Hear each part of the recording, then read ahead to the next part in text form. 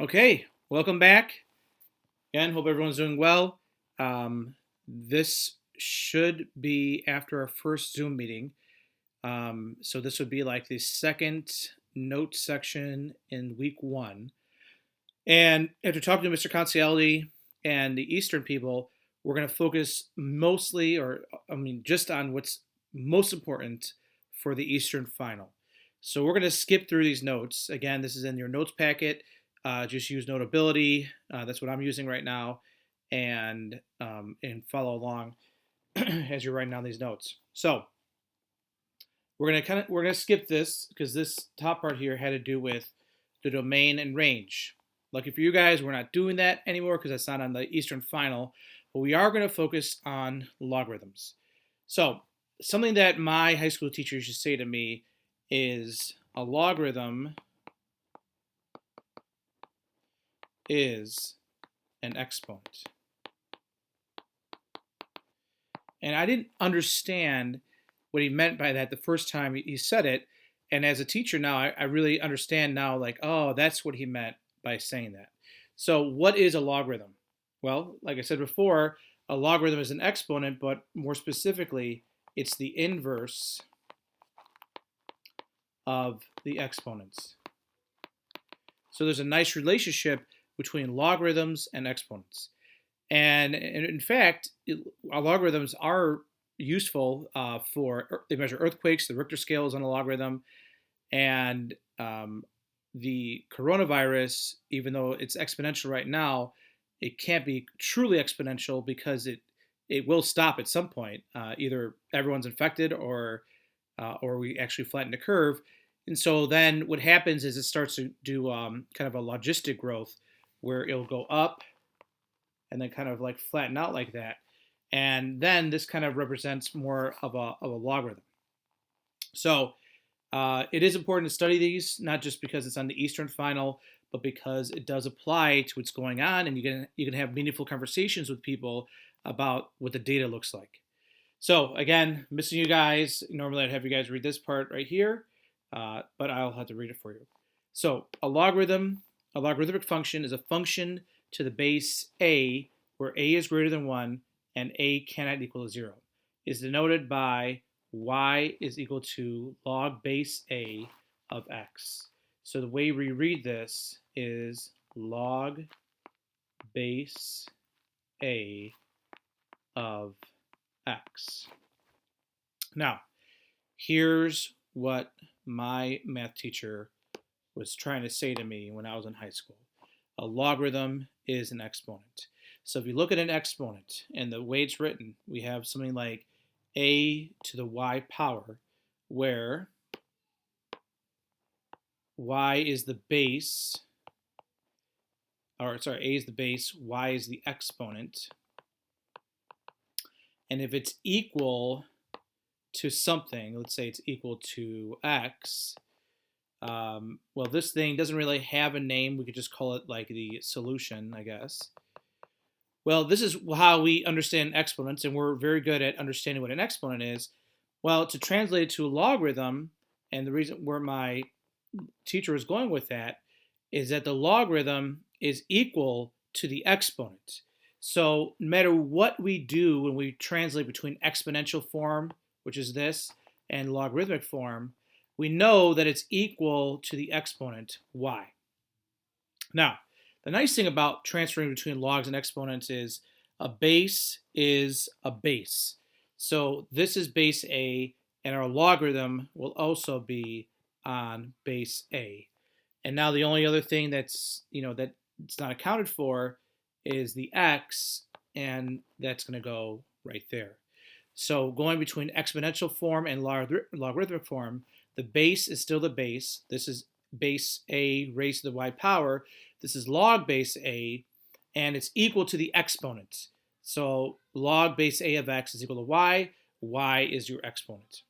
So here's our domain from 0 to infinity, and here's our range. And notice it's the opposite of exponents. So if you were to like go back to all of our notes, back to here, the domain for all these exponential functions are all reals, and the range is from 0 to infinity. Well, fast forward now to logarithms, and we see that they're the exact opposite. The domain is from 0 to infinity, and the range is from negative infinity to infinity. Log function is the inverse of the exponential function. All x and y values are switched. So our first job, the first thing we got to make sure you're prepared for, is just going back and forth between logarithmic notation and exponential notation, and vice versa. So remember, and this is something you want to write down a few times here, is if I have it in exponential form, a to the y is equal to x, then in logarithmic form, the logarithm is equal to the exponent. So I know, without a doubt, it's going to be equal to y. Y is your exponent. In logarithmic form, it's equal to the exponent. And the base is still the same. That's base a to the n, it's of x. So log base a of x is equal to y. So kind of like we do in class, I'm going to do one, we'll do it together, get a feel for it, but pause the video and try the next two on your own. So let's take a look at a. 3 is my exponent. 1.2 is my base. So base, exponent, and it's equal to m. So when I change this to logarithmic form, I know one thing, just again, write it down because that's the big idea here. I know it's equal to the exponent. I know it's equal to 3. And I know that the base is the base. So it's going to be log 1.2. And now the only thing you're missing is the m. So hopefully, logically, you know that it has to go here. So this is how you go from exponential form to logarithmic form. All right, so try B on your own. So pause, try it. All right, so hopefully you paused and you tried it. So this still is everything's normal. This is your exponent.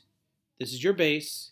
So when I rewrite this, I'm going to write this as, I know for sure it's going to be equal to B, and I know for sure that it's going to be base E. And the only thing that is missing is that 9, so it's log base E of 9. But it turns out that this is something that occurs so often, and believe it or not, it occurs in nature so often. E is called a natural number, that it has a special name, and we call it ln. So log base E, we rewrite this as ln, or in other words, the natural log.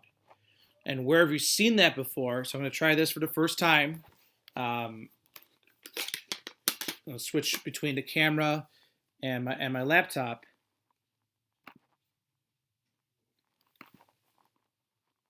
If I can do it. Oh, I can't do it. All right. So if you look in your calculator, there is a button for logarithms, and you'll see it's ln, and right above the ln is e to the x.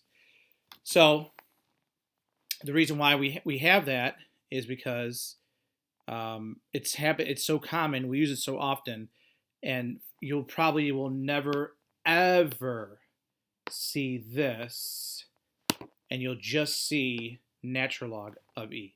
So another way of writing this is natural log of 9 is equal to b.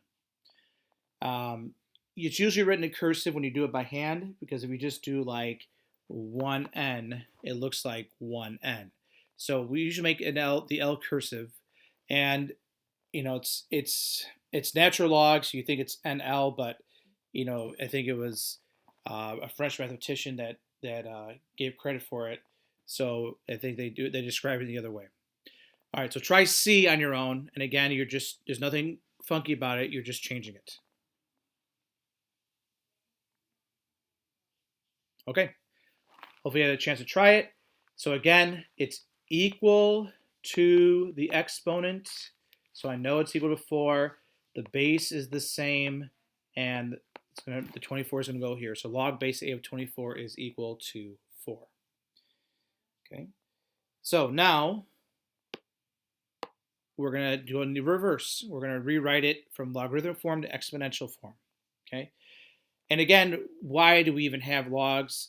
They help us understand things that are very large. So like the Richter scale, as I mentioned before, or decibels for sound. Um, if you look at the Richter scale and an earthquake is going from 1 to 2, you might think, well, it's not that big. But actually, a 2 is 10 times stronger than a 1. So they are very large. There's a very large difference.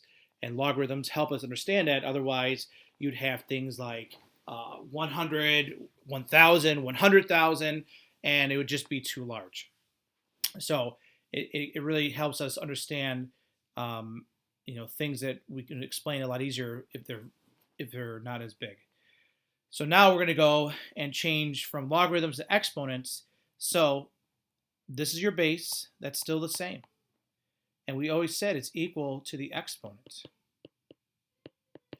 So we know it's going to be a to the 5th is equal to 4.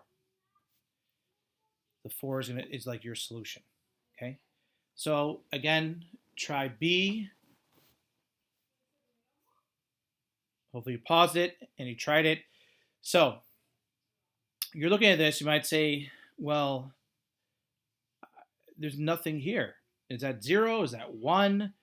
Well, we know it can't be 1 because it has to be greater than 1. So now, what is it? Well, this is another one of those special ones. So this is something that happens so often, and in fact, this is like, what the Richter scale is based on. It's log base 10. And we just write it as LOG. So if you don't see anything underneath the LOG, if there's no base, then there's a 10 there. And again, if you look at your calculator, you'll see that the LOG button is right underneath the 10 to the X button. And that's because they're inverses of each other. And again, you'll see that relationship with like the pH balance and all that. pHs are also logarithms. And that's log 10, and you won't see a 10 underneath, you'll just see the log. I think some of you guys have probably studied that in your science classes. So the way we write this is, since the base is 10, this is going to be 10 to the negative 8th is equal to D. Okay, try C, and again, you'll see two different ways. Get used to this way. You're not going to see log base E. So when you see ln, know that that's log base E. So try it. Okay, so again, we know that it's equal to the exponent. And we know that E is the base. So this is E to the negative 3rd is equal to B. All right, and last one is D. Let's see how we did there. So pause it and try it. All right, so now this is equal to C, so 3 to the C is equal to 5. Okay, so this is like the 13 or 12 minute mark here, so I'm going to stop it, and then we'll continue the next part.